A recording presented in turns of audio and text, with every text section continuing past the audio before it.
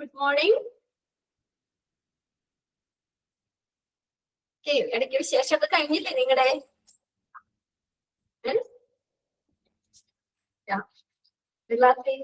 എന്തായാലും ഒന്നോ 2 മിനിറ്റ് ഒക്കെ ആവും നമ്മൾ ഫസ്റ്റ് ക്ലാസ്സിൽ നിന്ന് ഇറങ്ങി ഇങ്ങോട്ടേക്ക് വന്നല്ലോ.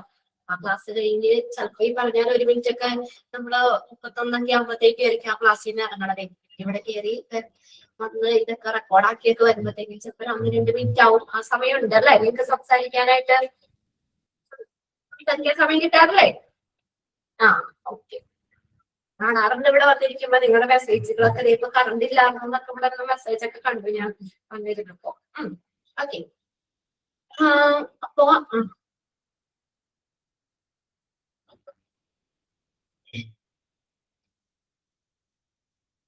നമ്മളപ്പോ കഴിഞ്ഞ ക്ലാസ്സിൽ എവിടെയാണ് മെഡിക്കൽ ഇൻഷുറൻസ് ആണ് പറഞ്ഞുകൊണ്ടിരുന്നത്. എവിടെ വരെ എംപ്ലോയി ESI അല്ലേ? ESI ആണ് നമ്മൾ പറഞ്ഞിരുന്നത്. 2 പോയിന്റ്സ് നമ്മൾ കഴിഞ്ഞ ക്ലാസ്. സുഖമാണ് എന്റെ മോളെ, ക്ലാസ്സുകളൊക്കെ ആയിട്ട് ഇങ്ങനെ പോകണം. 2 പോയിന്റ് കഴിഞ്ഞില്ലേ? പ്രത്യേകിച്ച് കുഴപ്പമൊന്നുമില്ല. പിന്നെ എന്നും ഇതൊക്കെ തന്നെയല്ലേ? അപ്പൊ തിരക്ക് പിടിച്ച് വരുന്നു. പിള്ളേരെയൊക്കെ സ്കൂളിലാക്കിയിട്ടാ വരുന്നേ കേട്ടോ. പിള്ളേരെ ഞാൻ സ്കൂളിലാക്കിയിട്ടാ വരുന്നേ. കുറച്ച് ക്ലൈമറ്റ് ആണോ? ക്ലൈമറ്റ് കുഴപ്പമൊന്നുമില്ല. അവിടെ ചൂടുണ്ട്. ഇപ്പൊ നല്ല ചൂടാണല്ലോ. പിള്ളേരൊക്കെ സ്കൂളിലാക്കിയൊക്കെ നേരെ ഓഫീസിലേക്ക് വരുന്നേ. അതെ ചൂടുണ്ട് അല്ലേ? ചൂടാണ്. ഓട്ടാണല്ലേ? ശരിയാണ്, ഓട്ടാണ്. അവരെ സ്കൂളിലൊക്കെ ആക്കി വീട്ടിൽ വന്ന് ഫുഡൊക്കെ എടുത്തിട്ട് വേഗം തന്നെ ഇങ്ങോട്ട് പോരും. ഇവിടെ 10-20 രംഗം 10 മണി 10:05 ആകുമ്പോഴത്തേക്ക് എത്തും ഓൾമോസ്റ്റ് എല്ലാവരും. ക്ലാസ്സുകളൊക്കെ കയറാനുള്ള തിരക്കും ഒക്കെയാണ്. 2 അവർ ഫസ്റ്റ് അവർ കഴിഞ്ഞു. 2ാമത്തെ അവറാണ് ഇത്. ഇന്നിപ്പോ എനിക്ക് 2 അവർ ഉള്ളൂ. 3 അവറൊക്കെയാണ്. ഓക്കെ. എന്തൊക്കെ ആയാലും നമ്മൾ ESI ആണ് നമ്മൾ പറഞ്ഞുകൊണ്ട് ഇരുന്നത്. 2 പോയിന്റ്സ് നമ്മൾ കഴിഞ്ഞു. ഒന്നാമത്തത് എന്താണ്? ആ ഡേറ്റ് നോക്കുക. ESI എസ്റ്റാബ്ലിഷ് ചെയ്തത് 1948 1948 ESIS employee state insurance scheme. അത് ക്യാഷ് ബെനിഫിറ്റും മെഡിക്കൽ ബെനിഫിറ്റും കൊടുക്കുന്നുണ്ട്. Employee state insurance corporation controls the scheme. ആ സ്കീമിനെ കൺട്രോൾ ചെയ്യുന്ന ആരാ? ESIനെ employees state insurance corporation. Page number 5 message control ചെയ്യുന്നത്.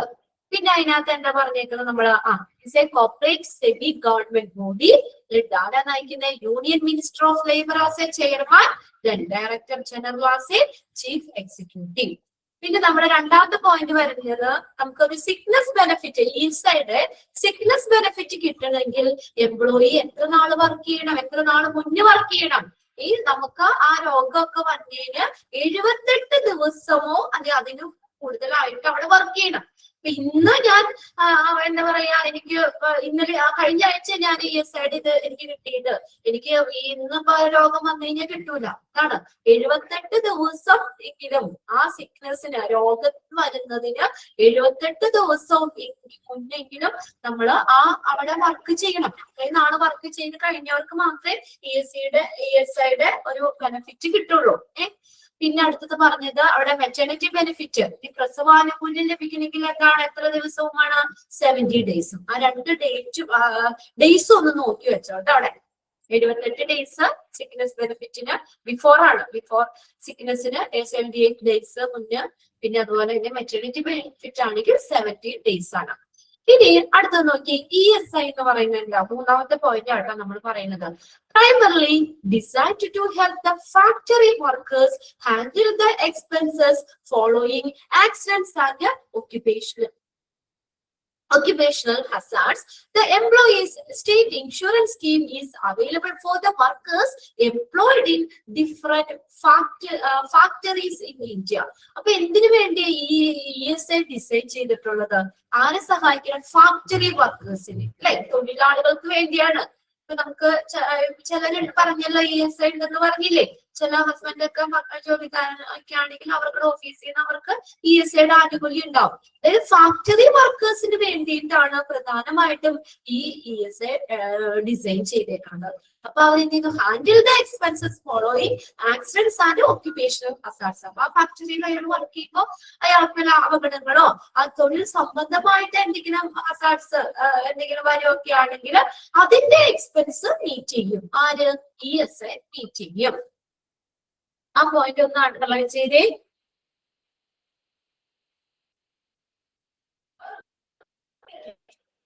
ഓക്കെ, ഫാക്ടറി വർക്കേഴ്സിനെ ഉദ്ദേശിച്ചിട്ടുള്ളതാണ്. അപ്പൊ ആ എന്താണ് നമ്മള് അവര് എന്തെങ്കിലും ആക്സിഡന്റ്സോ അല്ലെങ്കിൽ തൊഴിൽ സംബന്ധമായി എന്തെങ്കിലും അപകടങ്ങളോ കാര്യങ്ങളോ ബുദ്ധിമുട്ടുകളോ ഒക്കെ വരികയാണെങ്കിൽ അന്നേരം ഉണ്ടാകുന്ന എക്സ്പെൻസുകള് ഈ ESI മീറ്റ് ചെയ്തോളും. The employees state insurance scheme is available for workers employed in different factories in India. ഇന്ത്യയിൽ പല ഫാക്ടറീസിൽ വർക്ക് ചെയ്യുന്ന എംപ്ലോയിഡ് തൊഴിലാളികൾക്ക് വേണ്ടിയിട്ടാണ് ഈ സ്കീം അനുവദിച്ചിരിക്കുന്നത്. The workers drawing wages not in excess of 21,000 per month can take part in this scheme. അത് വളരെ important ആണ്, ഒന്ന് അണ്ടർലൈൻ ചെയ്ത് വെച്ചേ. നമുക്ക് നമ്മുടെ പ്രതിമാസം 21,000 രൂപയില് കൂടാതെ നമ്മള് വേതനം വാങ്ങുന്നവര് വേജസ് കിട്ടുന്നവർക്ക് 21,000 രൂപയില് താഴെ കിട്ടുന്നവർക്ക്, അതിൽ കൂടുതലുള്ളവർക്കില്ല. അതായത് പ്രതിമാസം ഫാക്ടറി വർക്കേഴ്സിന് ഉദ്ദേശിച്ചിട്ടുള്ളതാണ്. മന്ത്ലി 21,000 രൂപയില് താഴെ വേജസ് കൂലി കിട്ടുന്നവർക്ക് മാത്രമേ ESI പ്രകാരം അതിന്റെ ഭാഗമായിട്ട് ബെനിഫിറ്റിന് അർഹതയുള്ളൂ. പെർ മന്ത് 21,000 അതൊന്ന് അണ്ടർലൈൻ ചെയ്തു. നോട്ട് ഇൻ എക്സസ് അത് കവിയാൻ പാടില്ല കേട്ടോ, അതാ പറഞ്ഞേക്കുന്നത്. ഈ സ്കീമില് നമ്മള് ആർക്ക് മാത്രമേ ESIയില് സ്കീം ഇത് ആകാൻ പാടുള്ളൂ, ESIയുടെ ഭാഗമാകാൻ പാടുള്ളൂ. The workers drawing wages not in excess of 21,000. 21,000 രൂപയിൽ കവിയാൻ പാടില്ല. 25,000 രൂപ 30,000 രൂപ 50,000 രൂപയൊന്നും കിട്ടണവർക്ക് കിട്ടൂല ESIയുടെ ആനുകൂല്യം. കണ്ടോ? അതായത് ഓരോ പ്രതിമാസം 21,000 രൂപയില് താഴെ സാലറി മേടിക്കുന്നവർക്ക് മാത്രമേ ഈ സ്കീമിന്റെ ഭാഗമാകാൻ പാടുള്ളൂ. അത് എക്സാമിന് ചോദിച്ചിട്ടുണ്ട്, പ്രീവിയസ് ക്വസ്റ്റ്യൻ പേപ്പറിൽ ചോദിച്ചിട്ടുണ്ട്. ESIയുടെ ആനുകൂല്യം ലഭിക്കണമെങ്കിൽ എത്ര രൂപയായിരിക്കണം സാലറി എന്നുള്ളത് കേട്ടോ. 21,000 രൂപയില് താഴെ സാലറി മേടിക്കുന്നത്, അതിൽ കൂടുതലാകാൻ പാടില്ല. അതിൽ താഴെ സാലറി മേടിക്കുന്നവർക്ക് മാത്രമേ ESIയുടെ ഭാഗമാകാൻ പാടുള്ളൂ. ഇനി അടുത്ത പോയിന്റിൽ എന്താ പറഞ്ഞേക്കുന്നത് അതൊന്ന് അണ്ടർലൈൻ ചെയ്തു. ഇതോ employers and employees share the premium for participation in this health insurance scheme. അത് അണ്ടർലൈൻ ചെയ്തോ.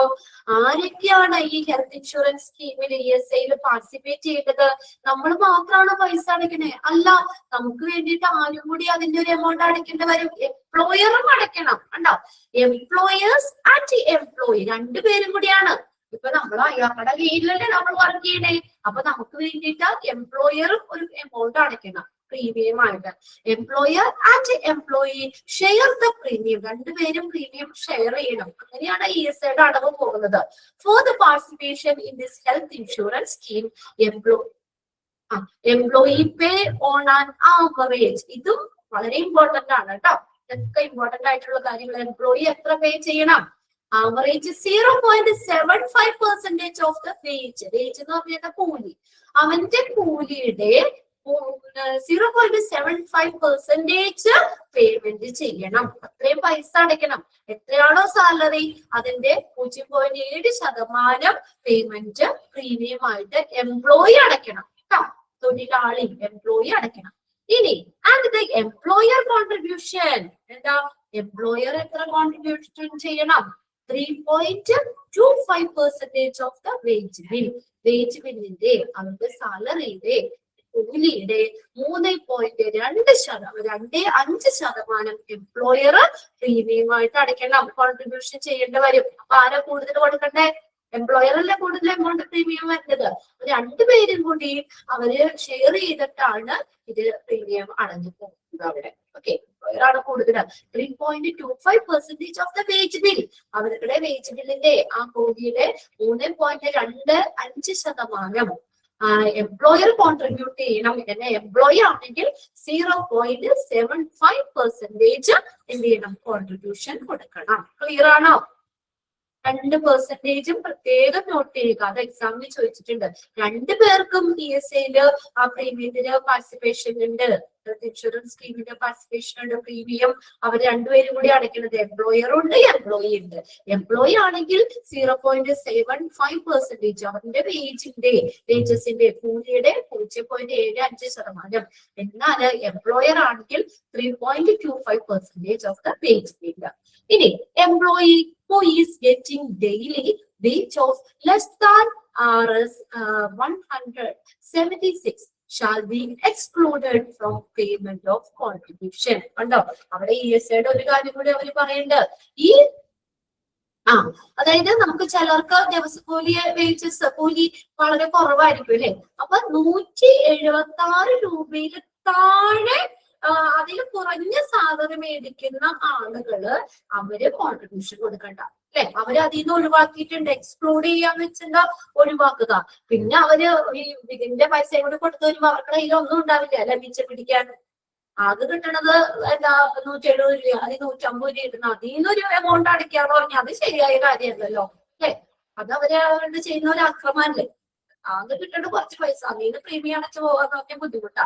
അപ്പൊ അതുകൊണ്ട് അങ്ങനെ ഒരു കാര്യം ESA കൊണ്ടുവന്നിട്ടുണ്ട്. ഏതാ, നമ്മള് ദിവസം 176 രൂപയില് താഴെ സാലറി മേടിക്കുന്നവരെ അതിന്റെ കോൺട്രിബ്യൂഷൻ പേയ്മെന്റിൽ നിന്ന് ഒഴിവാക്കിയിട്ടുണ്ട്. അതൊക്കെ നല്ലൊരു കാര്യമാണ് അല്ലെ. ഒരു ദിവസം 176 രൂപയില് കുറവ് സാലറി മേടിക്കുന്ന എംപ്ലോയിനെ ആ കോൺട്രിബ്യൂഷൻ കൊടുക്കുന്നതിൽ നിന്ന് ഒഴിവാക്കി നിർത്തിയിട്ടുണ്ട്. അപ്പൊ അത്രയാണ് ESAയുടെ പറയുന്നത്. ആ പെർസെന്റേജും ആ എമൗണ്ടും ഒക്കെ നിങ്ങളൊന്ന് നോട്ട് ചെയ്ത് വെക്കുക കേട്ടോ. ആദ്യത്തേലാണെങ്കിലും ആ ബെനിഫിറ്റ് കിട്ടും, സിക്നസ് ബെനിഫിറ്റ് കിട്ടണമെങ്കിൽ എത്ര ഡേയ്സ്, അതുപോലെ തന്നെ മെറ്റർണിറ്റി ബെനിഫിറ്റ് കിട്ടണമെങ്കിൽ എത്ര ഡേയ്സ് മുന്നായിരിക്കണം, അങ്ങനെയുള്ള കാര്യങ്ങളൊക്കെ നോക്കി വെക്കുക.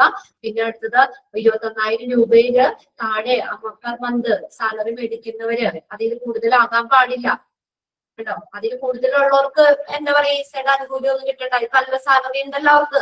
അപ്പൊ പിന്നെ അതിന്റെ കാര്യമില്ല. 21,000 രൂപയില് അറിയാൻ പാടില്ല. അങ്ങനെയുള്ളവർക്ക് ആ സ്കീമില് പാട്ടാകാൻ പാടുള്ളൂന്നുണ്ട്. പിന്നെ രണ്ടുപേരും കോൺട്രിബ്യൂഷൻ കൊടുക്കുന്നുണ്ട്. എംപ്ലോയി 0.75%, എംപ്ലോയർ 3.25% ആണ് കൂലിയുടെ വേജ് ബില്ലിന്റെ എമൗണ്ട് അടയ്ക്കുന്നത്. പിന്നെ അടുത്തത് എന്താ പറഞ്ഞേക്കുന്നത്, 176 രൂപയിൽ താഴെ സാലറി മേടി ദിവസം, ഒരു ദിവസം 176 രൂപയിൽ താഴെ സാലറി മേടിക്കുന്നവര് ഈ പേയ്മെന്റ് കൊടുക്കുന്ന ഈ കോൺട്രിബ്യൂഷൻ അതിൽ നിന്ന് അവരെ ഒഴിവാക്കി നിർത്തിയിട്ടുണ്ട്. ക്ലിയർ അല്ലേ ESAയുടെ കാര്യങ്ങളൊക്കെ? ഓക്കെ. ഇനി അടുത്ത് നോക്കിയ ബെനിഫിറ്റ്സ് എന്തൊക്കെയാണ്? ബെനിഫിറ്റ്സ് നോക്കിയേ. ഒന്നാമത്തെ സിക്നസ് ബെനിഫിറ്റ് ആണ്. സിക്നസ് എന്ന് പറഞ്ഞാൽ എന്താ, രോഗങ്ങൾ അല്ലെ. രോഗങ്ങളൊക്കെ വരുമ്പോ നമുക്ക് കിട്ടുന്ന benefit. Okay, the employee is given at the rate of 70% of the daily average wages for the maximum period of 91 days in 1 year. ഇപ്പൊ നമ്മൾ കമ്പനിയിൽ വർക്ക് ചെയ്യാൻ നമുക്ക് പെട്ടെന്ന് ഒരു അസുഖമൊക്കെ വന്നു അല്ലെ. അപ്പോൾ നമുക്ക് എങ്ങനെയാ ബെനിഫിറ്റ് അവിടെ തന്നെ ESAയിൽ നിന്നും ആ ബെനിഫിറ്റ് എങ്ങനെയാ കിട്ടുന്നത്? അദ്ദേഹത്തിന്റെ വേജ് എത്രയാണ്? ആ കൂലിയുടെ 70%, അതായത് ഏതാണ്, ഒരു വർഷത്തില് 91 ദിവസവും കിട്ടുന്നു. Daily average wages. അപ്പൊ അവരുടെ കൂലി എത്രയാണ്? അതിന്റെ 70% ഒരു വർഷത്തേക്ക് എത്ര ദിവസം കിട്ടും?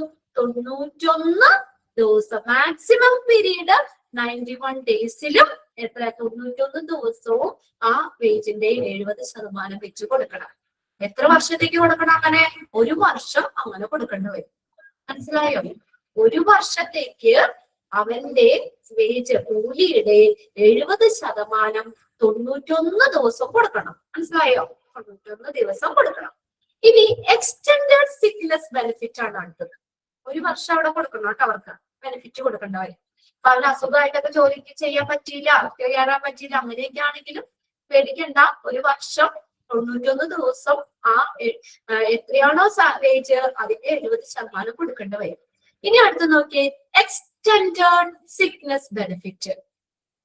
എക്സ്റ്റെൻഡഡ് സിക്നെസ് ബെനിഫിറ്റ് അപ്പൊ അതെന്താ, കുറച്ചുകൂടി നീട്ടിയിട്ടുള്ളത് അല്ലെ, എക്സ്റ്റെൻഡ് ചെയ്ത്. അപ്പൊ ഒരു വർഷം അല്ല അല്ലെ, കുറച്ചും കൂടി കൂടുതൽ കിട്ടും. അതെങ്ങനെയുള്ള രോഗങ്ങളാന്ന് നോക്കിയേ. In the case of diseases like tuberculosis, leprosy. Leprosy എന്താ, കുഷ്ഠരോഗം അല്ലെ, ഇപ്പൊ അങ്ങനെയൊന്നും നമ്മൾ കേൾക്കുന്നില്ല. എന്തായാലും ഫ്രാക്ചർ, മലിഗൻസി എന്ന് പറഞ്ഞ മാരക രോഗങ്ങള്, മലിഗ്നൻസി മാരക രോഗങ്ങള്, ഇങ്ങനെയുള്ള രോഗങ്ങള്.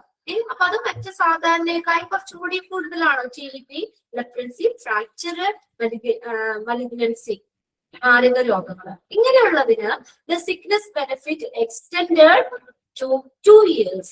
എത്ര നാളത്തേക്ക് എക്സ്റ്റെൻഡ് ചെയ്തിട്ടുണ്ട് അവര്? ഒരു വർഷം കൊടുത്താൽ പോരെ, അവർക്ക് 2 വർഷം കൊടുക്കണം. എത്ര? ആ വേജിന്റെ 80% കൊടുക്കണം. ആണോ? 80% ഓഫ് ദ വേജസ്. ആ കൂലിയുടെ 80% 2 വർഷത്തേക്ക് കൊടുക്കണം. എന്താ, അത് കുറച്ചും കൂടിയും അല്ലെ മാരകമായിട്ടുള്ള രോഗങ്ങളല്ലേ, അപ്പൊ കുറച്ചു നാളും കൂടിയൊക്കെ വേണ്ടി വരും അതൊക്കെ മാറാനും ഒക്കെ ആയിട്ടേ. അപ്പൊ അതുകൊണ്ട് ഒരു വർഷം കൊടുത്താൽ ചിലപ്പോ ഒന്നും തികയില്ല, ഒരു വർഷം കൂടി ചിലപ്പോൾ മാറണമെന്നൊന്നും ഇല്ലല്ലോ. അപ്പൊ അതുകൊണ്ട് മാക്സിമം അവർക്ക് എത്രയാണ് എക്സ്റ്റെൻഡ് ചെയ്ത് കൊടുക്കണം. അപ്പൊ അവർക്ക് ഒരു വർഷം എന്നുള്ളത് 2 വർഷം ആക്കുകയും ചെയ്യണം. വെയിറ്റ് ബില്ലിന്റെ 10% കൂടി കൂട്ടി സിക്നസ് ബെനിഫിറ്റിനായി കുറച്ചും കൂടി ഇതുണ്ട് അല്ലെ, 80% കൊടുക്കണം. ക്ലിയർ അല്ലേ? ഇനി enhanced sickness benefit. Enhanced sickness benefit എന്താ നോക്കിയേ, up to 7 days for male beneficiaries and 14 days for female beneficiary in the event of sterilization. Sterilization എന്ന് പറഞ്ഞാൽ എന്താ, ഇപ്പൊ നമ്മള് പ്രസവമൊക്കെ നിർത്തുമ്പോഴേക്കും അതിപ്പോ മെയിലും ഫീമെയിലും ചെയ്യണ്ടല്ലോ അല്ലേ. നമ്മളിനി കുട്ടികൾ ഉണ്ടാവാതിരിക്കാനായിട്ട് പ്രസവമൊക്കെ കഴിഞ്ഞ ഇപ്പൊ 2 കുട്ടികളൊക്കെ ആയി നമ്മള് നോർമലി നമ്മളിത് നിർത്തില്ലേ. അപ്പൊ അത് മെയിൽസിലും ഇപ്പൊ ചെയ്യണ്ടല്ലേ, മെയിൽസിലും ചെയ്യാം. പിന്നെ ഫീമെയിൽസിന് എന്തെങ്കിലും പ്രശ്നമുണ്ട്, ചെയ്യാൻ പറ്റില്ല, അങ്ങനെ കേസിലും മെയിൽസിലും അങ്ങനെ ചെയ്യണ്ട. ഡെലിവറി ഒക്കെ നമുക്ക് സ്റ്റോപ്പ് ആക്കാൻ വേണ്ടി ഇനി കുട്ടികൾ വേണ്ട ഇനി മതി അല്ലെ. 2 കുട്ടികളൊക്കെ ആകുമ്പോഴേ നോർമൽ എല്ലാവരും പ്രസവമൊക്കെ നിർത്തൂലേ. ആ സർജറിയോടുകൂടി തന്നെ എല്ലാവരും തന്നെ എന്താ പറയാ, നമ്മളാ ഡെലിവറി ഇത് നിർത്തുക അല്ലെ.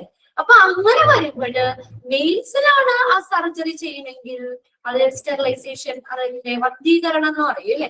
അപ്പൊ ഈ നമ്മുടെ മെയിൽസിനാണെങ്കിൽ 7 ദിവസം കൊടുക്കും, 7 ദിവസം. ഫീമെയിൽസിനാണെങ്കിൽ 40 days കൊടുക്കും സ്റ്റെറിലൈസേഷൻ. അപ്പൊ അവർക്ക് എന്താ പറയാ, ആ ഒരു ഇത് മൂലമായിട്ട് അവർക്ക് ലീവ് എടുക്കേണ്ടി വരികയാണെങ്കിൽ 7 ദിവസം, മെയിൽസിന് 7 ദിവസവും ഫീമെയിൽസിന് 40 days അവർക്ക് ഇളവ് അനുവദിക്കും. ഇനി അടുത്തതാണ് മെറ്റേണിറ്റി ബെനിഫിറ്റ്. പ്രസവം നമ്മള് ഓൺ ദ ജോബിലിരിക്കുന്ന സമയത്ത് തന്നെ പ്രസവം, ഡെലിവറി ഒക്കെ ആണെങ്കിൽ ഡെലിവറി ടൈമില് നമുക്ക് നോക്കിയേ എങ്ങനെയാ, at the rate of full wages four A period of, full salary കൊടുക്കണം, ഫുൾ വേജ് കൊടുക്കണം for the period of 180 days, 180 ദിവസം. 180 ദിവസം എന്ന് പറഞ്ഞാൽ എത്ര മാസമായി? 180 days എന്ന് പറഞ്ഞാൽ എത്ര മന്തായി? മന്ത്സ് എത്രയാ? മന്ത്സ് അറിയാമോ നോക്കട്ടെ. ഓക്കെ, കൃഷ്ണൻ കിട്ടിയിട്ട് എത്രയാ? 6 മാസം ആണോ. ഡെലിവറി ഒക്കെ ആണെങ്കിലേ ഡെലിവറിക്ക് 6 മാസം എന്ത് കിട്ടും? നമുക്ക് ഫുൾ സാലറി കിട്ടും. പേടിക്കണ്ട. In the case of pregnancy and 6 weeks in the events of miscarriage or MTP. MTP എന്ന് പറഞ്ഞാല് മെഡിക്കൽ ടെർമിനേഷൻ. മെഡിക്കൽ MTPയുടെ ഒന്ന് എക്സ്പാൻഡഡ് ഫോം എഴുതി വെച്ചോ കേട്ടോ. Medical termination of pregnancy. Medical termination of pregnancy എന്ന് വെച്ചാൽ എന്താ? Medical termination of pregnancy, miscarriage എന്ന് പറഞ്ഞാൽ എന്താ? അബോർഷൻ ഒക്കെ ആവുകയാണെങ്കിൽ, അബോർഷൻ അങ്ങനെയൊക്കെ വരികയാണെങ്കിൽ, ഇപ്പൊ പ്രസവത്തിനായിട്ട് 6 മാസം കൊടുക്കണം. 6 മാസം. ഇനി നമുക്ക് വല്ല അബോർഷനോ അങ്ങനെ എന്തെങ്കിലുമൊക്കെ വരികയാണെങ്കിൽ 6 ആഴ്ച അവർക്ക് റെസ്റ്റ് കൊടുക്കണം. അപ്പൊ അപ്പോഴും പേടിക്കണ്ട. അവരുടെ ഏജ് എത്രയാന്ന് വെച്ചാൽ ഫുൾ ഏജ് ആ സമയത്ത് കൊടുക്കണം. ഇതാണ് മെറ്റേണിറ്റി ബെനിഫിറ്റ് എന്ന് പറയുന്നത്. 6 ആഴ്ചക്ക് കൊടുക്കണം. 6 ആഴ്ച അബോർഷൻ അങ്ങനെയൊക്കെ വരികയാണെങ്കിൽ 6 ആഴ്ച കൊടുക്കണം. ഇനി അടുത്ത് നോക്കിയേ, 6 ആഴ്ച. ഡിസേബിൾമെന്റ് ബെനിഫിറ്റ് എന്ന് വെച്ചാൽ എന്താ? എന്തെങ്കിലും വൈകല്യങ്ങളോ കാര്യങ്ങളോ ഒക്കെ വരുവാണെങ്കിൽ അങ്ങനെ. ഓക്കെ, ടെമ്പററി, താൽക്കാലികമായിട്ട് ടെമ്പററി ഡിസേബിൾഡ് പേഴ്സൺ അല്ലെ? ESAയുടെ ബെനിഫിറ്റ്സ് ആണ് ആ പറഞ്ഞേക്കണത് കേട്ടോ. അതിന്റെ താഴെ ബെനിഫിറ്റ്സ് എന്ന് പറഞ്ഞാണ് കൊടുത്തേക്കണത്. അതും ഈ പറഞ്ഞാല് ചിലപ്പോ ഓരോ ഇതിനൊക്കെ അനുസരിച്ച് നമ്മൾ എടുക്കുന്ന ഇൻഷുറൻസിനും അല്ലെങ്കിൽ ഇതിനൊക്കെ അനുസരിച്ച് ESAയുടെ കാര്യങ്ങളാണ് കോമൺ ആയിട്ട് പറഞ്ഞേക്കുന്നത്. ഇവിടെ ESA ഉള്ളവരുണ്ടല്ലോ, ആർക്കൊക്കെ ഉണ്ടല്ലോ, ഇങ്ങനെയുള്ളതൊക്കെ എന്തെങ്കിലും കിട്ടിയായിരുന്നോ നിങ്ങൾക്ക്? ആരുടെയോ ഹസ്ബൻഡ് ഉണ്ട് ജോലി ചെയ്യേണ്ടത്? ഐഷയുടെ ആണോ നസാർ? ഐഷ നസീർ മോക്കടെയാണോ ഹസ്ബൻഡ് ആണോ?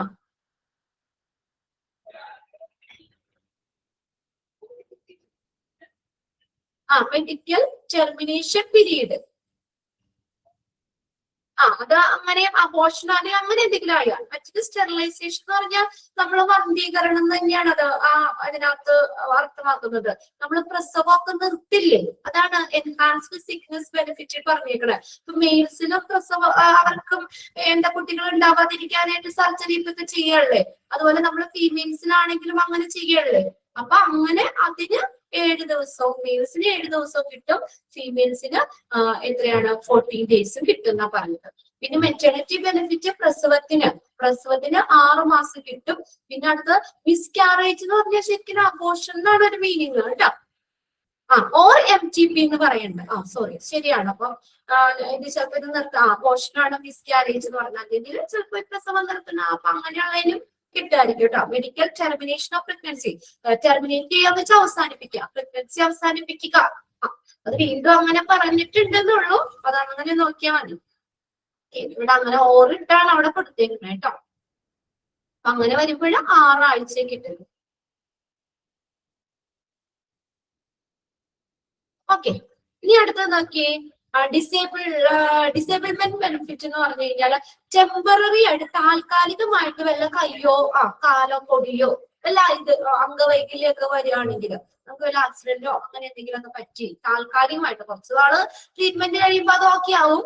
അപ്പൊ അതാണ് പറഞ്ഞത്, temporary disabled person is given 90% of the pages in cash during the period of disablement അല്ലെ. അപ്പൊ കയ്യോ കാലോ പൊടിച്ച് അതൊക്കെ മാറാനായിട്ട് കുറച്ച് സമയം എടുക്കില്ലേ അല്ലെ, അതിന് വേണ്ടിയിട്ട്. അപ്പൊ താൽക്കാലികമായിട്ട് ഇങ്ങനെ അംഗവൈകല്യങ്ങൾ എന്തെങ്കിലും സംഭവിച്ചിട്ട് ആളുകൾക്ക് വേജസിന്റെ 90% അത് ആ സമയത്ത് പീരീഡ് ഓഫ് ഡിസേബിൾമെന്റ് ആ സമയത്ത് കൊടുക്കുന്നു.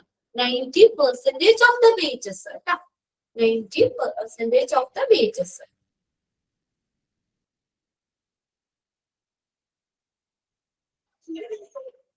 ഓക്കെ, ഒന്ന് വായിച്ചു നോക്കിയേ.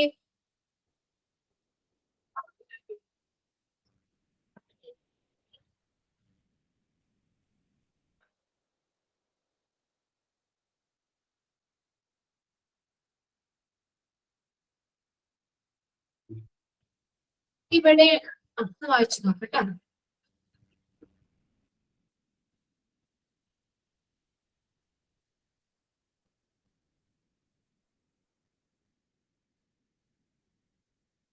അപ്പൊ അതെ, നിങ്ങളത് കൺഫ്യൂഷൻ ആവണ്ട. ഇവിടെ ഒരാൾ ചോദിച്ചു എൻഹാൻസ്ഡ് സിക്നസ് ബെനിഫിറ്റ് എന്ന് പറയല്ലേ, അത് ശരിക്കും സ്റ്റെറിലൈസേഷൻ വന്ധീകരണം എന്ന് തന്നെയാണ് അവിടെ മീനിങ് കേട്ടോ. നമ്മള് ഈ പ്രസവമൊക്കെ നിർത്തില്ലേ, അതായത് ഇപ്പൊ മെയിൽസിലും ഫീമെയിൽസിലും ചെയ്യണ്ടല്ലോ സർജറി. അപ്പൊ അതായത് ഇപ്പൊ മെയിൽസിലാണെങ്കിൽ അത് ചെയ്യണമെങ്കിൽ ഈ കുട്ടികൾ ഉണ്ടാവാതിരിക്കാൻ അല്ലേ, കുട്ടികൾ ഉണ്ടാവാതിരിക്കാനായിട്ട് നമുക്ക് മെയിൽസിലാണെങ്കിൽ 7 ദിവസവും ആണ് പറഞ്ഞേക്കുന്നത്, ഫീമെയിൽസിന് 40 days. പിന്നെ മെറ്റേണിറ്റി ബെനിഫിറ്റില് നമ്മൾ പറഞ്ഞേക്കുന്നത് പ്രഗ്നൻസിക്ക് നമ്മൾ ആ ഒരു ഡെലിവറി ആ സമയത്ത് അതിനൊക്കെ 6 മാസം ഇത് കൊടുക്കും. പിന്നെ അത് അടുത്തത് ഇവന്റ് ഓഫ് മിസ്കാരേജ് എന്ന് പറഞ്ഞാൽ അബോർഷൻ ഓർ MTP എന്ന് പറഞ്ഞാൽ മെഡിക്കൽ ടെർമിനേഷൻ പ്രഗ്നൻസി തന്നെയാണ്, മെഡിക്കൽ ടെർമിനേഷൻ പ്രഗ്നൻസി എന്നാണ്. ഇനി ചിലപ്പോ ഇതിങ്ങനെ ഓറിട്ട് തന്നുകൊണ്ട് ചിലപ്പോ നമുക്ക് പ്രഗ്നൻസി ടെർമിനേറ്റ് ചെയ്യുക എന്ന് പറഞ്ഞാൽ ചിലപ്പോ ഇനിയിപ്പോ എന്താ പറയാ, നമുക്ക് ഇങ്ങനെ വേണമെങ്കിലും നമുക്ക് അവിടെ ചിന്തിക്കാം. ഈ ചിലപ്പോ ചില ഇതിനകത്തേക്ക് നമ്മള് സ്കാനിങ് ഇതൊക്കെ ചെയ്യുമ്പോൾ ഫസ്റ്റ് സ്കാനിങ് ഒക്കെ ചെയ്യുമ്പോൾ ചിലപ്പോ നമുക്ക് കുട്ടിക്ക് എന്തെങ്കിലും ഇതൊക്കെ ഉണ്ട്, അങ്ങനെ ഉണ്ടെങ്കിൽ ചില കേസുകളിൽ ഡോക്ടർ പറയൂല്ലേ നമുക്കത് അബോർട്ട് ചെയ്യണം, അത് പറ്റില്ല, കുട്ടിക്ക് മെന്റലി അല്ലെങ്കിൽ ഇത് അത്രയും വളർച്ചയില്ല, അല്ലെങ്കിൽ അത് തന്നെ കൃഷ്ണതുണ്ടേ എന്തെങ്കിലും വൈകല്യങ്ങളൊക്കെ ഉണ്ട്. അപ്പൊ അങ്ങനെയൊക്കെ ഉണ്ടെങ്കിൽ നമുക്കത് എന്താണ് അൺവാണ്ടഡ് പ്രഗ്നൻസി, അത് പറ്റില്ല, അത് കണ്ടിന്യൂ ചെയ്ത് അത് തന്നെ ഹാർട്ട് ബീറ്റ് കുറവാണ്. അപ്പൊ അങ്ങനെയൊക്കെ ആദ്യത്തെ സ്റ്റേജില് ഇങ്ങനെ നമ്മളോട് എന്താ പറയാ നമ്മൾ സ്കാനൊക്കെ ചെയ്യുമ്പോൾ അറിയാൻ പറ്റൂല. അപ്പൊ അങ്ങനെ നമ്മൾ അന്നേരവും നമ്മൾ ആ പ്രഗ്നൻസി വേണ്ടാന്ന് വെക്കണം. അതിന് ഉദ്ദേശിച്ചിട്ടാട്ടോ ഓർ MTP അവിടെ കൊടുത്തേക്കണേ, terminate an unwanted pregnancy. Okay ഇല്ലേ, എന്നൊക്കെ പറയും. Terminate an unwanted pregnancy. അപ്പൊ അതായത് നമുക്കത് ആവശ്യമില്ല, അല്ലെങ്കിൽ അത് നമുക്ക് റിസ്ക് ആണ്, അതുകൊണ്ട് കുട്ടിക്ക് ദോഷാണ്, അല്ലെങ്കിൽ അങ്ങനെയൊക്കെ പറയുമ്പോൾ ചിലപ്പോ നമുക്ക് ആ പ്രഗ്നൻസി ഇതാക്കേണ്ടി വരും. അതുകൊണ്ടാണ് അവിടെ മിസ്കാരേജ് ഓർ MTP എന്ന് പറഞ്ഞേക്കണം. അപ്പൊ നിങ്ങൾ MTPയുടെ ഒന്ന് അവിടെ എഴുതി വെച്ചോ എന്തായാലും, medical termination of pregnancy. Okay, medical termination of pregnancy. അപ്പൊ അങ്ങനെയുള്ളതില് നമുക്ക് എത്രയാ 6 ആഴ്ച കൊടുക്കേണ്ടത് കേട്ടോ, 6 ആഴ്ച കൊടുക്കേണ്ടത്. ഇനി അടുത്തതാണ് ഫ്യൂണറൽ ബെനിഫിറ്റ്സ്. ഫ്യൂണറൽ എന്ന് പറഞ്ഞാൽ എന്താ, ശവസംസ്കാരത്തിനൊക്കെ വേണ്ടിയിട്ട് അല്ലേ, മരിച്ചു കഴിഞ്ഞാല് അവർക്കുടെ കർമ്മങ്ങളും കാര്യങ്ങളൊക്കെ ചെയ്യാനായിട്ട്, അങ്ങനെയുള്ള ചടങ്ങുകളൊക്കെ ചെയ്യാനായിട്ട്, സംസ്കാര ചടങ്ങുകൾ അതൊക്കെ ചെയ്യാനായിട്ടുള്ള പൈസ കൊടുക്കുന്നുണ്ട്. Okay, the eldest surviving member is given an account of 50,000 for the funeral purpose. ആ മരിച്ച ആളുടെ ഫ്യൂണറൽ കാര്യങ്ങൾക്ക് വേണ്ടിയിട്ട് 15,000 രൂപ ആർക്കാ കൊടുക്കണേ, ആ കുടുംബത്തിലെ എൽഡസ്റ്റ് ആയിട്ടുള്ള ആൾക്ക്, മുതിർന്ന ആള് അല്ലെ, ആ കുടുംബത്തിൽ ആരാണ് പിള്ളേരുടെ കയ്യിൽ കൊണ്ടുവന്നല്ല കൊടുക്കണേ, അതാണ് അവിടെ പറഞ്ഞേക്കുന്നത്, പ്രത്യേകം പറഞ്ഞിട്ടുണ്ട്. The eldest surviving member is given an account of 15,000. ഏറ്റവും ആ കുടുംബത്തിലെ ഏറ്റവും പ്രായമായ ആളുടെ കയ്യിൽ 15,000 രൂപ ആ മരിച്ച ആളുടെ ശവസംസ്കാര കാര്യങ്ങൾക്കൊക്കെ, സംസ്കാര ചടങ്ങിനൊക്കെ കൊടുക്കും, അതിന് വേണ്ടിയിട്ട് അനുവദിക്കും. 15,000 രൂപ. Given an amount of 15,000 for the funeral purpose. Clear ആണോ? അടുത്തതാണ് മെഡിക്കൽ ബെനിഫിറ്റ് എന്ന് പറയുന്നത്. അതൊന്ന് നോട്ട് ചെയ്തോട്ടെ, എത്രയാണ് ഒരു ഫ്യൂണറൽ ബെനിഫിറ്റ് ആയിട്ട് കൊടുക്കുന്നത്, 15,000 രൂപയാണ്. ഇനി അടുത്തതാണ് മെഡിക്കൽ ബെനിഫിറ്റ് എന്ന് പറയുന്നത്. Member of the workers gets the medical cover that include the outdoor treatment, specialist services, ambulance services and the indoor services. Special treatmentukൾക്ക് കവറേജ് കൊടുക്കുന്നുണ്ട്, അതാണ് മെഡിക്കൽ ബെനിഫിറ്റ് എന്ന് പറയുന്നത്. The member of the workers gets the medical cover that include എന്തുൾപ്പെടെ outdoor treatment, specialist സർവീസുകള്, ambulance service, indoor സർവീസുകള്, ഇതിനെല്ലാം coverage കിട്ടുന്നുണ്ട്, മെഡിക്കൽ ബെനിഫിറ്റ്. അത്രയാണ് ആ ESAയുടെ ബെനിഫിറ്റ്സ് പറഞ്ഞേക്കുന്നത് കേട്ടോ. സിക്നസ് ബെനിഫിറ്റ് ഉണ്ട്, എക്സ്റ്റെൻഡഡ് സിക്നസ് ബെനിഫിറ്റ് ഉണ്ട്, എൻഹാൻസ്ഡ് സിക്നസ് ബെനിഫിറ്റ് ഉണ്ട്, മെറ്റർനിറ്റി ബെനിഫിറ്റ് ഉണ്ട്, ഡിസേബിൾമെന്റ് ബെനിഫിറ്റ് ഉണ്ട്, ഫ്യൂണറൽ ബെനിഫിറ്റ്സ് ഉണ്ട്. ഇവിടെ ES ഉള്ള ആൾക്ക് ഇത് ഏതെങ്കിലും കിട്ടിയിട്ടുണ്ടോ, ESAയുടെ ആനുകൂല്യം ലഭിച്ചിട്ടുണ്ടോ? ഹോബിക്കാണോ? ഹസ്ബൻഡ് പിന്നെ ESA ഉണ്ട് എന്നൊക്കെ പറഞ്ഞ ഒന്നും കിട്ടിയിട്ടില്ല? ജോലിയിലൊക്കെ കയറി കഴിഞ്ഞ അല്ല കയറിനേക്കായി മുന്നേക്ക് ആയിരുന്നോ പ്രസവവും കാര്യങ്ങളൊക്കെ ആയിരുന്നേ ഇവിടെ ആണോ ഇതാണോ?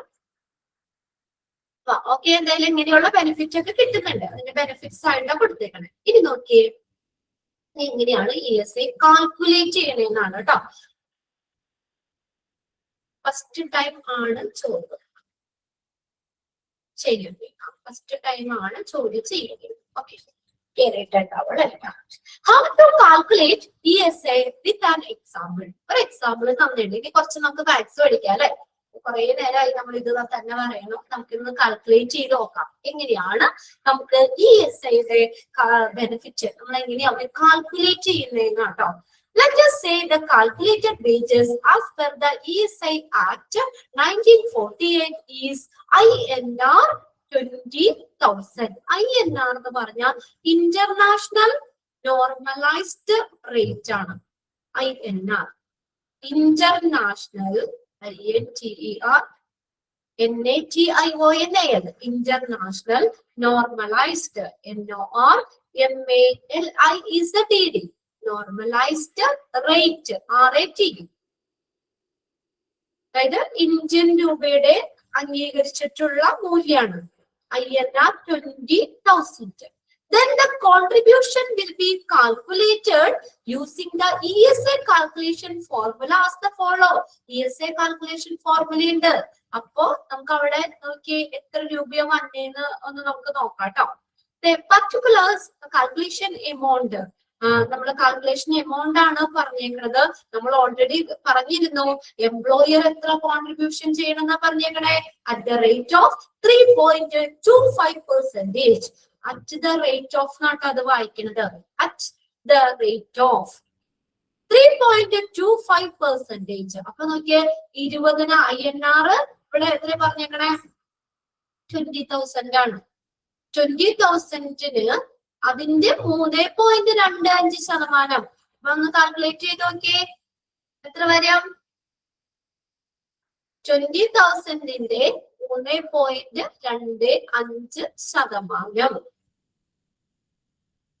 എത്ര വരും? 650. കാൽക്കുലേറ്റ് ചെയ്ത് നോക്കിയൊന്ന്. കുറെ നേരമായില്ലേ നിങ്ങൾ ഇത് കേട്ടിരിക്കുന്നു. ഇത് ചെയ്ത് നോക്കിയപ്പോ അതൊക്കെ ശരിയാണോ? ഇവര് പറഞ്ഞേക്കുന്നത് ശരിയാണോ നോക്കിയേ.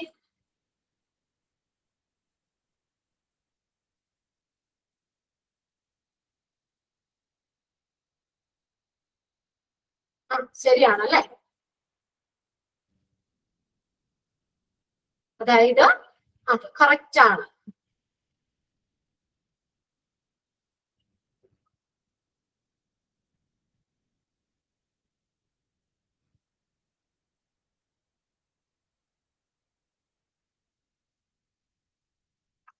ഓക്കെ, കറക്റ്റ് ആണ്. അതെല്ലാവരും അവിടെ ഇരുന്ന് കാൽക്കുലേറ്റ് ചെയ്യുന്നുണ്ട്.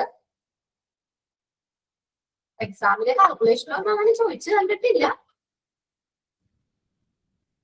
അതായത് ഞാനൊന്ന് പറഞ്ഞതാണ്, നിങ്ങളൊന്ന് കാൽക്കുലേറ്റ് ചെയ്ത് നോക്കിക്കോളാം.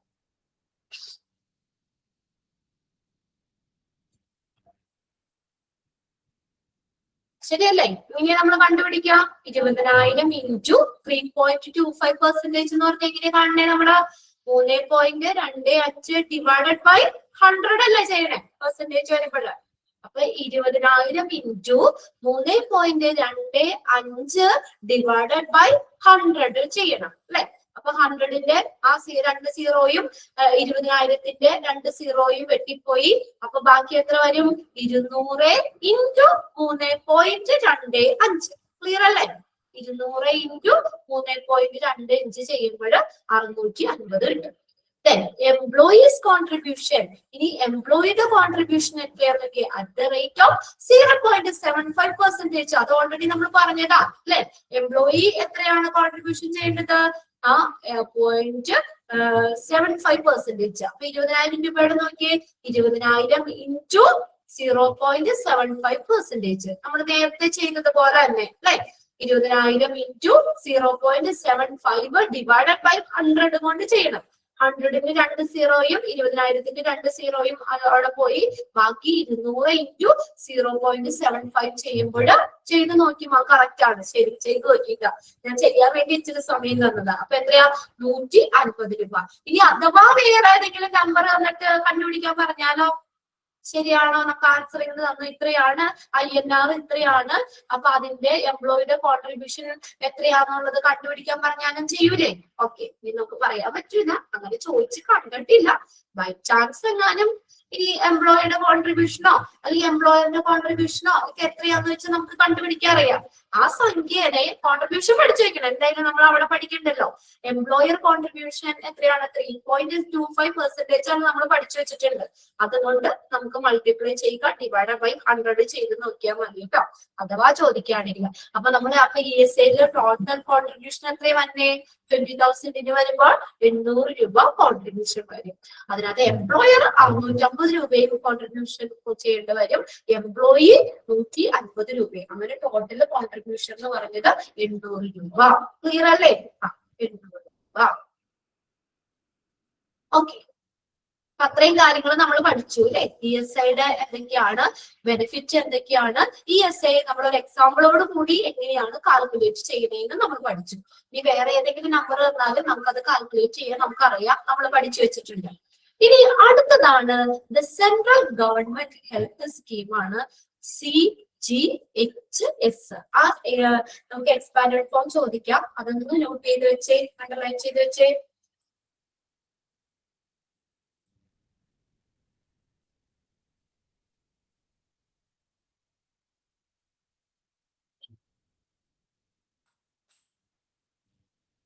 നോട്ട് ചെയ്തോ?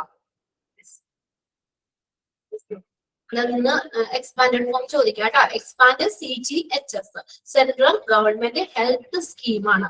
One of the oldest health insurance scheme introduced by the government of India is currently in effect. അതായത് നമ്മള് പണ്ട് മുതലേ ഇന്ത്യയില് ഓൾഡസ്റ്റ് ഹെൽത്ത് ഇൻഷുറൻസ് സ്കീമാണ്. ഗവൺമെന്റ് ഇൻട്രൊഡ്യൂസ് ചെയ്തിട്ടുള്ള ഒരു ഓൾഡസ്റ്റ് ഹെൽത്ത് ഇൻഷുറൻസ് സ്കീമാണ് സെൻട്രൽ ഗവൺമെന്റ് ഹെൽത്ത് സ്കീം എന്ന് പറയുന്നത്. The scheme which was introduced in the year 1954. ആ വർഷം ഒന്ന് നോക്കി വെച്ചേ. 1954 ഈ സ്കീം ഇൻട്രൊഡ്യൂസ് ചെയ്തത്. Government introduced in the year 1954, provides the health insurance coverage to central government employees and pensioners. ആർക്ക് വേണ്ടിയാ ഈ സ്കീം അവർ കൊണ്ടുവന്നേ? സെൻട്രൽ ഗവൺമെന്റ് എംപ്ലോയീസിനും അതുപോലെ പെൻഷനേഴ്സിനും വേണ്ടിയിട്ട്, അവർക്ക് ഹെൽത്ത് ഇൻഷുറൻസ് കവറേജ് കൊടുക്കുന്നതിന് വേണ്ടിയിട്ട്.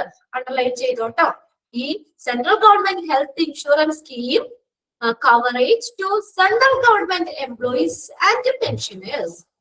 പെൻഷൻ കിട്ടുന്നവർക്കും സെൻട്രൽ ഗവൺമെന്റ് എംപ്ലോയീസിനും കവറേജ് കൊടുക്കാനാണ് ഈ സ്കീം സെൻട്രൽ ഗവൺമെന്റ് കൊണ്ടുവന്നത്. The large volume of beneficiaries connected with the scheme make it in a distinctive one. അതായത് നമുക്ക് എന്താ പറയാ, എല്ലാ ഈ പെൻഷൻകാർക്കൊക്കെ കവറേജ് കിട്ടുന്നു എന്ന് പറയില്ലേ? അപ്പൊ അതാണ് ശരിക്കും എന്താ ഈ സ്കീമിനെ മറ്റുള്ള സ്കീമുകളിൽ നിന്നൊക്കെ വ്യത്യസ്തമാക്കുന്നത്. The large volume of beneficiaries connected with the scheme. അതായത് അപ്പൊ അവർക്കും സെൻട്രൽ ഗവൺമെന്റ് എംപ്ലോയീസിനും പെൻഷനേഴ്സിനും ഒക്കെ ബെനിഫിഷ്യറീസ് ആണ്.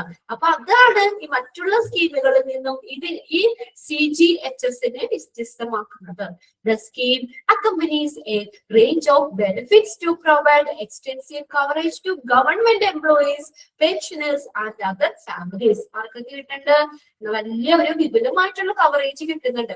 ഗവൺമെന്റ് എംപ്ലോയീസിന്, പെൻഷനേഴ്സ്, അവരുടെ ഫാമിലിക്കൊക്കെ ഈ CGHS കവറേജ് കൊടുക്കുന്നുണ്ട്. ഇനി ഇവിടെ നോക്കാം, ആരൊക്കെയാണ് അതിന്റെ ബെനിഫിഷ്യറീസ്? CGHS-ന്റെ ബെനിഫിഷ്യറീസ് ആരൊക്കെയാണ്? നോക്കിയേ, ആരൊക്കെയാണ് അതിന്റെ ബെനിഫിഷ്യറീസ്? ഗുണഭോക്താക്കൾ വരുന്നത്, അതിന്റെ ബെനിഫിറ്റ് കിട്ടുന്നത് ആർക്കൊക്കെയാ? All central government servants. എല്ലാ സെൻട്രൽ ഗവൺമെന്റ് സർവൻസിനും ഇതിന്റെ ബെനിഫിറ്റ് കിട്ടുന്നുണ്ട്, എല്ലാ സർവൻസിനും. രണ്ടാമത്തെ, പെൻഷനേഴ്സ് ആൻഡ് ഫാമിലി മെമ്പേഴ്സ്. പെൻഷനേഴ്സിനും അവരുടെ ഫാമിലി മെമ്പേഴ്സിനും.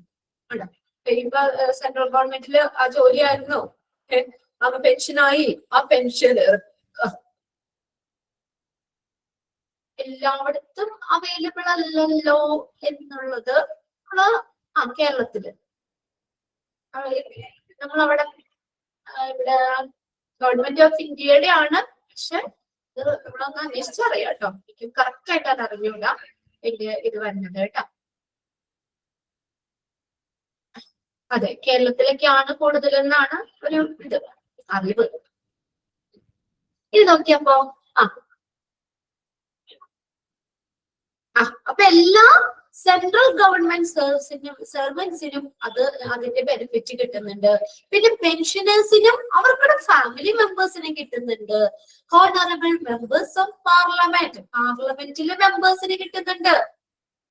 പാർലമെന്റിലെ മെമ്പേഴ്സിന് കിട്ടുന്നുണ്ട്. Honourable judges of supreme court of ഇന്ത്യയിലെ സുപ്രീം കോർട്ട് ജഡ്ജിമാർക്കും കിട്ടുന്നുണ്ട്. Judges, honourable judges of supreme court of ഇന്ത്യയിലെ സുപ്രീം കോർട്ട് ജഡ്ജസിനും ഇതിന്റെ ബെനിഫിറ്റ് കിട്ടുന്നുണ്ട്. അടുത്ത നോക്കിയേ, employees and pensioners of autonomous body covered under CGHS, central government health scheme, അതിന്റെ കീഴിൽ വരുന്ന പെൻഷനേഴ്സ്, എംപ്ലോയീസ് ആൻഡ് പെൻഷനേഴ്സ്, ഇത് സ്വയംഭരണ സ്ഥാപനങ്ങളില്ലേ, ആ ഓട്ടോണമസ് ബോഡി സ്വയംഭരണ സ്ഥാപനങ്ങള്, അപ്പൊ അങ്ങനെയുള്ള എംപ്ലോയീസിനും പെൻഷനേഴ്സിനും ഇതിന്റെ ബെനിഫിറ്റ് കിട്ടുന്നുണ്ട്. Former judges of honourable supreme court of India, മുന്നേ ഇന്ത്യൻ സുപ്രീം കോർട്ടിലെ നമ്മുടെ ഫോർമർ ജഡ്ജസിന്, പണ്ടുണ്ടായിരുന്ന ജഡ്ജി അവർക്കും ഓണറബിൾ ഹൈക്കോർട്ട്, അപ്പൊ ഹൈക്കോർട്ടിലും മുന്നുണ്ടായിരുന്നവർക്കും അത് കൊടുക്കുന്നുണ്ട്. നമ്മൾ ആദ്യം പറഞ്ഞല്ലോ സുപ്രീം കോർട്ടിലെ ജഡ്ജസിന് കിട്ടുന്നുണ്ട് എന്ന് പറഞ്ഞു, പാർലമെന്റിലെ മെമ്പേഴ്സിന് കിട്ടുന്നുണ്ട് എന്ന് പറഞ്ഞു. പിന്നെ അവിടെ വീണ്ടും ഫോർമർ മെമ്പേഴ്സിനും ഫോർമർ ജഡ്ജസിനും ഹൈക്കോർട്ടിലെയും സുപ്രീം കോർട്ടിലെയും ഒക്കെ ഫോർമർ മുന്നുണ്ടായ ജഡ്ജിമാർക്കും ഒക്കെ ഇതിന്റെ ബെനിഫിറ്റ് കിട്ടുന്നുണ്ട്. ദെൻ ഫ്രീഡം ഫൈറ്റേഴ്സ്, സ്വാതന്ത്ര്യ സമര സേനാനികൾക്ക് കിട്ടുന്നുണ്ട്. Then employees of the railway board, journalists who are members of the press association, railway boardile ജീവനക്കാര്, കോമ ഉണ്ട് കേട്ടോ അവിടെ, employee of the railway board, comma അവിടെ ഒരു കോമ കേട്ടോ. ജേർണലിസ്റ്റിന് who are the member of press association, അസോസിയേഷനിലെ അംഗങ്ങളായിട്ടുള്ള ജേർണലിസ്റ്റിന് പത്രപ്രവർത്തകർക്കും ഒക്കെ ഇതിന്റെ benefit കിട്ടുന്നുണ്ട്. സിവിലിയൻ എംപ്ലോയീസ് ഓഫ് ഡിഫൻസ്, ഈ ഡിഫൻസ് നമ്മുടെ പ്രതിരോധം, നമ്മുടെ സേനയിലെ എംപ്ലോയീസിനും കിട്ടുന്നുണ്ട്. സിവിലിയൻ എംപ്ലോയീസ്, ഡിഫൻസിലെ സാധാരണ എംപ്ലോയീസിനും ഒക്കെ ഇതിന്റെ ബെനിഫിറ്റ് കിട്ടുന്നുണ്ട്. അപ്പൊ അതൊന്ന് ടിക്കിട്ട് വെച്ചവിടെ ബെനിഫിഷ്യറീസ് ആരൊക്കെയാണെന്നുള്ളത് കേട്ടോ. CGHS ബെനിഫിഷ്യറീസിൽ ഉൾപ്പെടുന്നവരാണെല്ലാം ആർക്കൊക്കെ അതിന്റെ ബെനിഫിറ്റ് കിട്ടുന്നുണ്ട്.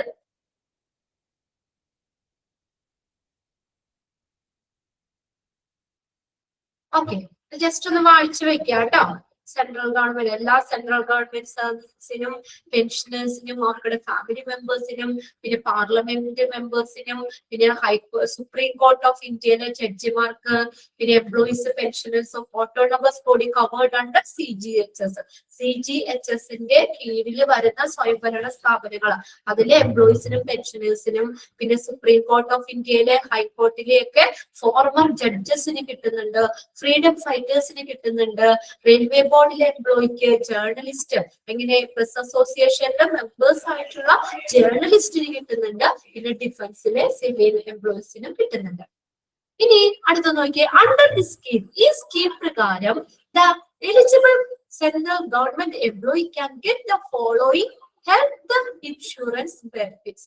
ഈ സ്കീം പ്രകാരം നമുക്ക് അതിന് യോഗ്യരായിട്ടുള്ള ഈ സെൻട്രൽ ഗവൺമെന്റ് എംപ്ലോയീസ് അവർക്ക് ഈ പറയുന്ന ആനുകൂല്യങ്ങൾ ലഭിക്കും. ഈ സ്കീം പ്രകാരം ഈ താഴെ പറയുന്ന സെൻട്രൽ ഗവൺമെന്റ് എംപ്ലോയീസിന് ഈ പറയുന്ന ഹെൽത്ത് ബെനിഫിറ്റ്സ് ലഭിക്കും. ഫോളോയിങ് ഹെൽത്ത് ഇൻഷുറൻസ് ബെനിഫിറ്റ്സ് ലഭിക്കുന്ന സെൻട്രൽ ഗവൺമെന്റ് എംപ്ലോയിക്ക് ഈ എന്താ പറയാ, ഈ സ്കീം പ്രകാരം കേട്ടോ, അണ്ടർ ദ സ്കീം അത് നോക്കാം. ഈ സ്കീം പ്രകാരം, അതായത് CGHS സ്കീം പ്രകാരം ഈ സെൻട്രൽ ഗവൺമെന്റിന്റെ എംപ്ലോയീസിന് ഈ പറയുന്ന ഹെൽത്ത് ഇൻഷുറൻസ് ബെനിഫിറ്റ് കിട്ടുന്നുണ്ട്. എന്തിനൊക്കെ ഉള്ള ബെനിഫിറ്റ് ആണ് നോക്കിയത്? Cover four PPF. PPF എന്ന് പറഞ്ഞാൽ എന്താ? Public provident fund. Treatment and issuance of the medicines issue ചെയ്യുന്നതിന്, മരുന്നുകളുടെ വിതരണത്തിനും ട്രീറ്റ്മെന്റിനും, അതായത് PPF public provident fund. Public provident fund അതിന് കവറേജ് കൊടുക്കുന്നുണ്ട്. Cover four consultation with specialist at government hospital. Government ഹോസ്പിറ്റലിലെ, സർക്കാർ ഹോസ്പിറ്റലിലെ സ്പെഷ്യലിസ്റ്റുമായിട്ട് കൺസൾട്ടേഷന് അതിനുള്ള കവറേജ് ഈ സ്കീം പ്രകാരം അവർക്ക് കൊടുക്കുന്നുണ്ട്. Inter treatment at government hospital and empanelled hospital. Indoor treatment government ഹോസ്പിറ്റലിലെ ഇൻഡോർ ട്രീറ്റ്മെന്റില്, എംപാനൽഡ് ഹോസ്പിറ്റൽ എന്ന് പറഞ്ഞാൽ എന്താ? ഇൻഷുറൻസ് കൊടുക്കുന്ന ലിസ്റ്റിൽ പെട്ട ഹോസ്പിറ്റൽസ് കേട്ടോ. എംപാനൽഡ് ഹോസ്പിറ്റൽസ്, ഇൻഷുറൻസ് കവറേജ് ഒക്കെ കൊടുക്കുന്ന ഹോസ്പിറ്റലില്ലേ? ഇപ്പൊ എല്ലാ ഹോസ്പിറ്റലിലൊന്നും ഇൻഷുറൻസ് ഉണ്ടാകുന്നില്ല. അപ്പൊ അങ്ങനെ ഇൻഷുറൻസ് കൊടുക്കുന്ന ഇൻഷുറൻസ് കൊടുക്കുന്ന ലിസ്റ്റിൽപ്പെട്ട ഹോസ്പിറ്റൽസ് ആണ് എംപാനൽഡ് ഹോസ്പിറ്റൽസ്. അപ്പൊ അതിനും കൊടുക്കുന്നുണ്ട്. പ്രൈവറ്റ് ഉണ്ടല്ലോ മാം, ഞാൻ പ്രൈവറ്റില് ഉണ്ടെന്നാണ് പറയുന്നത്. Cover for family welfare service എല്ലായിടത്തും ഇല്ല. അത് പറഞ്ഞ എല്ലാ ഹോസ്പിറ്റലിലും ഉണ്ടാവണമെന്നില്ല. അതൊക്കെ government for family welfare services,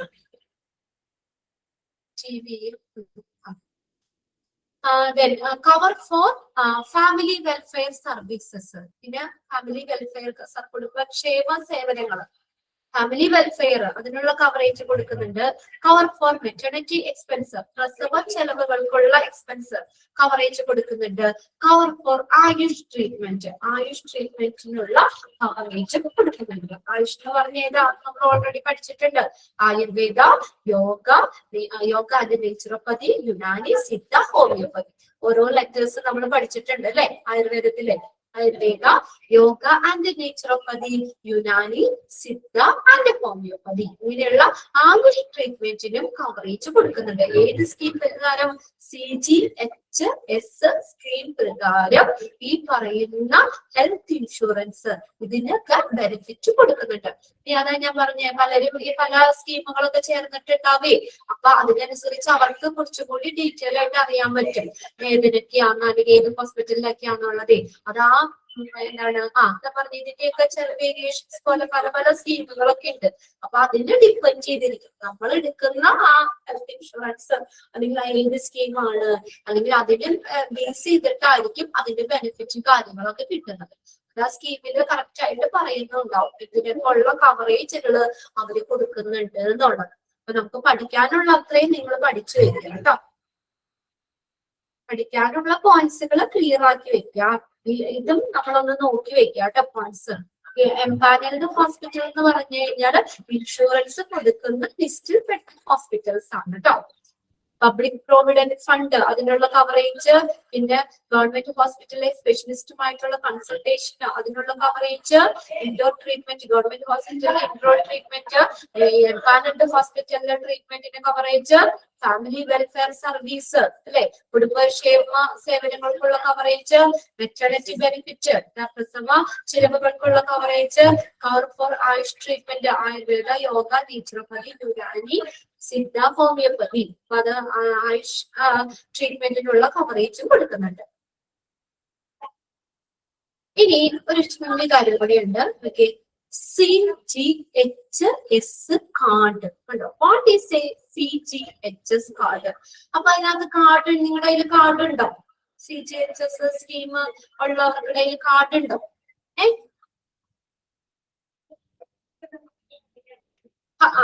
card ഉണ്ട്. അപ്പൊ അതിന്റെ ബെനിഫിറ്റ് കിട്ടണമെങ്കിൽ നമ്മൾ ആ കാർഡ് കാണിക്കുന്നത് നിർബന്ധം അല്ലെ?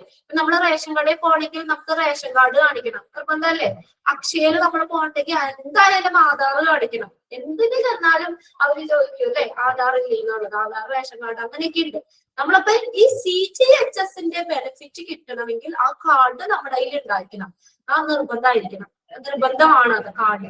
അപ്പൊ CGHS കാർഡുകൾ ഉണ്ട്. നോക്കിയേ, the government of India provide all CGHS beneficiaries and their dependents with a photo ID plastic card called a CGHS card by the government of India. കണ്ടോ, ഈ CGHS ബെനിഫിഷ്യറീസിന് സെൻട്രൽ ഗവൺമെന്റ് ഹെൽത്ത് സ്കീമിന്റെ beneficiaries ആയിട്ടുള്ളവർക്ക് വെറുതെ വായ കൊണ്ട് പറഞ്ഞാൽ പോലെ അല്ലെ, അതിന്റെ ബെനിഫിഷ്യറീസിന് ഗവൺമെന്റ് എന്ത് ചെയ്യുന്നുണ്ട്, ഒരു കാർഡ് കൊടുക്കുന്നുണ്ട്, ഫോട്ടോ പതിച്ച ID പ്ലാസ്റ്റിക് കാർഡ്. അതിന് പറയുന്നതാണ് CGHS കാർഡ് എന്ന് പറയുന്നത്. അങ്ങനെ ഒരു കാർഡ് ഗവൺമെന്റ് ഓഫ് ഇന്ത്യ കൊടുക്കുന്നുണ്ട്.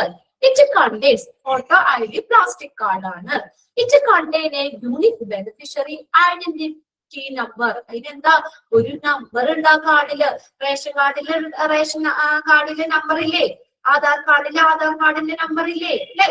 അപ്പൊ അതുപോലെ യുണിക് ആയിട്ടുള്ള ഒരു നമ്പർ ഉണ്ട് അതിനകത്ത്. ആ CGHS കാർഡില് എന്താണ്, അതിന് യുണിക് ബെനിഫിഷ്യറി ഐഡന്റിറ്റി നമ്പർ ഉണ്ട് അവിടെ. which an individual must show CGHS facilities at any point. നീ എവിടെയാണെങ്കിലും ഐഡന്റിറ്റി നമ്പർ ഉണ്ട് നമുക്ക്. അപ്പൊ അതിന്റെ ബെനിഫിഷ്യറീസ് നമുക്ക് എവിടെ നിന്നാണെങ്കിലും അതിന്റെ ബെനിഫിറ്റ് കിട്ടണമെങ്കിൽ എന്ത് ചെയ്യണം, നമ്മൾ ആ കാർഡ് കാണിക്കണം. ആ കാർഡ് അവരെ കാണിച്ചാൽ മാത്രമാണ് നമുക്ക് അതിന്റെ ബെനിഫിറ്റ് ഏത് സ്ഥലത്തു നിന്നാണെങ്കിലും കിട്ടുള്ളൂ. which an individual must show to CGHS facilities at any point. This card is white with a varying color strips. അങ്ങനെയാണോ കാർഡുള്ള ആളൊന്ന് നോക്കിയേ, വെള്ള കാർഡാണോ കയ്യിലിരിക്കുന്നത്? The card is white. ഒന്ന് അണ്ടർലൈൻ ചെയ്തോട്ടോ, ചോദിക്കാറുണ്ട്. CGHS കാർഡിന്റെ കളർ എന്ത്, ഏത് കളറാണെന്നാ പറഞ്ഞേ? വൈറ്റ്, വെള്ള നിറാണ്. അതിനകത്ത് പിന്നൊരു കാര്യമുണ്ട്, വേരി കളേർഡ് സ്ട്രിപ്സ് ഉണ്ട്. വൈറ്റ് ആണ്, അതിൽ കളേർഡ് സ്ട്രിപ്സ് ഉണ്ട്, വരകളുണ്ട്, സ്ട്രിപ്സ് ഉണ്ട്. At the top of the represent the card holders. ആ കാർഡ് ഹോൾഡേഴ്സിനെ റെപ്രസെന്റ് ചെയ്യാനായിട്ട് അതിന്റെ ടോപ്പിൽ, ആ കാർഡ് വെള്ള കാർഡാണെന്ന് പറഞ്ഞു, അതിന്റെ ടോപ്പിൽ എന്തുണ്ട്, വരകളുണ്ട്, സ്ട്രിപ്സ് ഉണ്ട്, സ്ട്രൈപ്പ് വരകളുണ്ട് അതിനകത്ത്. അതാണ് കാർഡ് ഹോൾഡേഴ്സിനെ റെപ്രസെന്റ് ചെയ്യുന്നത്, വരകളുണ്ട്. അത് കാർഡ് ഹോൾഡർ സ്റ്റാറ്റസ്, നമ്മുടെ സ്റ്റാറ്റസ്. ഇപ്പൊ നമ്മൾ ഇതുപോലെ തന്നെ APL BPLനൊക്കെ കാർഡിന് കളർ വ്യത്യാസം ഇല്ലേ, നമ്മുടെ കാർഡിന് കളർ വ്യത്യാസം, ആ കവറിന് കളർ വ്യത്യാസം ഇല്ലേ, അല്ലെ? വൈറ്റ് കാർഡ് ഉണ്ട്, എന്താണ് നമ്മുടെ ഓറഞ്ച് ഉണ്ട്, പിന്നെ ഓറഞ്ച് അല്ല, ഒരു പിങ്ക് പോലത്തെ കാർഡ് ഉണ്ട്, ബ്ലൂ കാർഡ് ഉണ്ട്, യെല്ലോ കാർഡ് ഉണ്ട്, അല്ലെ? ഏറ്റവും താഴെ ഇതിനകത്ത് വരുന്ന റോസ്, അതെ റോസ്, എനിക്ക് പെട്ടെന്ന് കളർ കിട്ടിയില്ല, റോസ്, വൈറ്റ്, യെല്ലോ, അങ്ങനെയുള്ള പല കളറൊക്കെ ഉണ്ട്. ഇവിടെ കാർഡിന്റെ കളർ വൈറ്റ് ആണ്, അത് പ്രത്യേകം നോട്ട് ചെയ്തോട്ടോ, അത് ചോദിച്ചിട്ടുണ്ട്. ഈ CGHS കാർഡിന്റെ കളർ എന്ന് പറയുന്നത് വൈറ്റ് ആണ്. പക്ഷെ ഒരു കാര്യമുണ്ട്, ഓരോ കാർഡ് ഹോൾഡേഴ്സിന്റെയും സ്റ്റാറ്റസ് കാണിക്കാൻ വേണ്ടിയിട്ട് അവിടെ അതിന്റെ മുകളില് എന്തുണ്ട്, വരകളുണ്ട്. അതിനെ ബേസ് ചെയ്തിട്ട് അത് നോക്കിയിട്ടാണ് നമ്മൾ ആരാണ് എന്നുള്ളത് മനസ്സിലാക്കുന്നത്. നോക്കിയത്. So this stripe can be any of the following colours. ഒന്ന് ശ്രദ്ധിച്ചേ, അവിടെ യെല്ലോ വരകളാണെങ്കിൽ, യെല്ലോ സ്ട്രൈപ്പ് ആണെങ്കിൽ എന്താ, journalist of an autonomous company, ഒരു സ്വയംഭരണ കമ്പനിയുടെ ജേർണലിസ്റ്റിനെയാണ് യെല്ലോ കാണിക്കുന്നത്. അപ്പൊ വൈറ്റില് യെല്ലോ വരകളാണെങ്കിൽ എന്താണ്, അത് ആരെ കാണിക്കുന്നത്, അതാണ് കാർഡ് ഹോൾഡർ. ആരാ?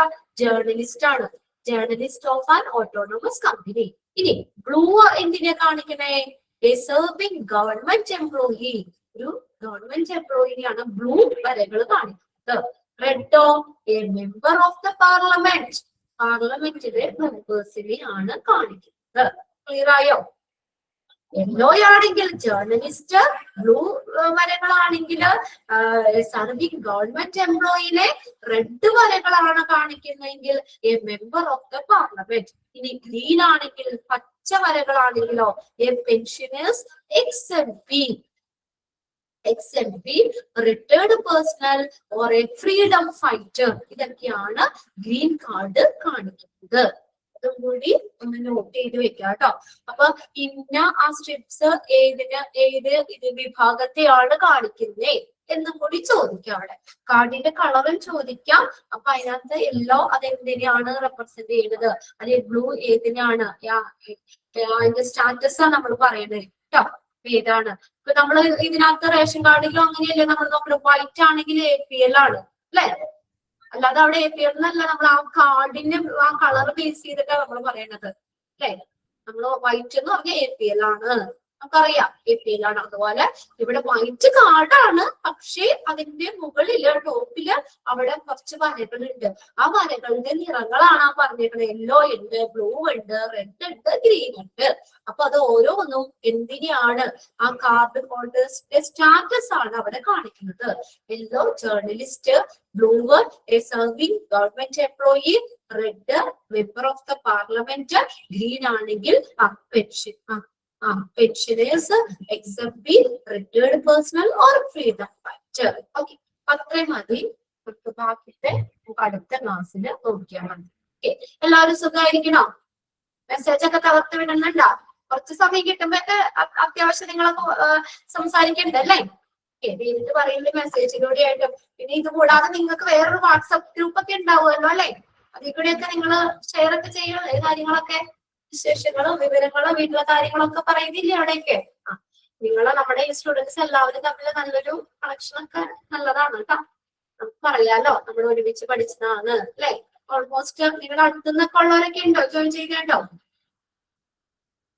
നിങ്ങളൊക്കെ ഒരു ഫ്രണ്ട്സും ഒക്കെ ഒരുമിച്ചൊക്കെയാണോ ജോയിൻ ചെയ്തേക്കണേ? നോ, കണ്ടുന്നില്ല. ഈശായില്ലല്ലോ, ഇനിയും കഴിഞ്ഞിട്ടില്ല. നമ്മുടെ ചാപ്റ്റർ ബാലൻസ് ഉണ്ട് അവിടെ. ഇനിയിപ്പോ അറിയായല്ലോ, അത് കാരണം നിർത്തിയതാ. പിന്നെ ഒരുപാട് അങ്ങോട്ട് വലിച്ച് പോകേണ്ട ആവശ്യമില്ലോ എന്ന് പറഞ്ഞിട്ടാണ്. ഇതൊക്കെയെന്ന് പറഞ്ഞാൽ അതാണ് ഞാൻ ലാസ്റ്റ് ഈ ചാപ്റ്റർ എടുക്കാന്ന് വെച്ചത്. ഇത് കുറച്ചും കൂടി ഡീറ്റെയിൽ ആയിട്ട് തന്നെ നമ്മളത് മനസ്സിലാക്കി വെക്കേണ്ട കാര്യങ്ങളാണ്. അതുകൊണ്ടാണ് ഇപ്പൊ ലാസ്റ്റ് ആകുമ്പോൾ നമുക്ക് സമാധാനമായിട്ട് എടുക്കാമല്ലോ. അപ്പൊ അതുകൊണ്ടാണ് ലാസ്റ്റത്തേക്ക് അത് ബാക്കി വെച്ചത്. ഇനിയിപ്പോ ഇത് കഴിഞ്ഞ് കഴിഞ്ഞാൽ ഇനി ഏതെങ്കിലും ടീച്ചേഴ്സിന്റെ അവിടെ ഞാനത് എടുക്കാം, ക്ലാസ് എടുത്ത് തരാം കേട്ടോ. നമുക്കിത് കുറച്ചും കൂടി ഉണ്ട്, ഒരു 2 ക്ലാസ് കൂടി ഉണ്ടെങ്കിൽ നമുക്കിത് ഓക്കെയാണ്. ഓക്കെ, ബാക്കിട്ട് നോക്കപ്പോ എല്ലാവരും ഡിഫറെന്റ് പ്ലേസ് ആണ്, പക്ഷെ എല്ലാവരും തമ്മിൽ നല്ലൊരു ബന്ധം ഇല്ലേ അല്ലെ? മെസ്സേജ് ഒക്കെ അയച്ച എല്ലാവരുടെ വിശേഷമൊക്കെ ചോദിക്കുന്നുണ്ട് അങ്ങോട്ടും കൂടെ. യെസ്, അങ്ങോട്ടും കൂടെ ഒക്കെ വിശേഷങ്ങളും കാര്യങ്ങളും നിങ്ങളുടെ ഇതെല്ലാവരും ഒക്കെ ചോദിക്കണം, പറയുകയൊക്കെ ചെയ്യുന്നുണ്ട്. അതെപ്പോഴും നല്ലതാണ്. നമ്മുടെ ഫ്രണ്ട്സ് എന്ന് പറഞ്ഞാൽ പല ഡിസ്ട്രിക്റ്റിലുള്ളവരുണ്ട്, ഒരു ഡിസ്ട്രിക്റ്റിൽ നിന്നൊക്കെ കയറിയവരുണ്ട്. പക്ഷെ ഈ ഒരു ഫ്രണ്ട്ഷിപ്പ് എന്ന് പറഞ്ഞാൽ എല്ലാ കാലം നിൽക്കണ ഒരു കാര്യമാണ് അല്ലെ.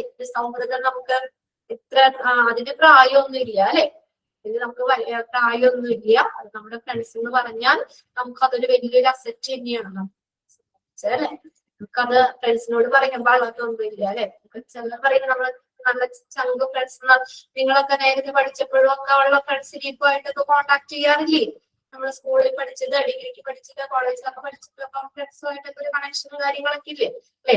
അത് നമ്മുടെ അസറ്റ് ആണ്. ശരിയാ, നമുക്ക് അതിന് വില മതിക്കാൻ പറ്റില്ല അല്ലെ. നമ്മള് മാരേജ് ഒക്കെ കഴിഞ്ഞാണെങ്കിലും നിങ്ങൾ വീട്ടിലൊക്കെ പോകുമ്പോ നിങ്ങളുടെ ഫ്രണ്ടിനെയൊക്കെ കാണുമ്പോഴൊക്കെ നിങ്ങൾ സംസാരിക്കുകയൊക്കെ ചെയ്യൂലേ?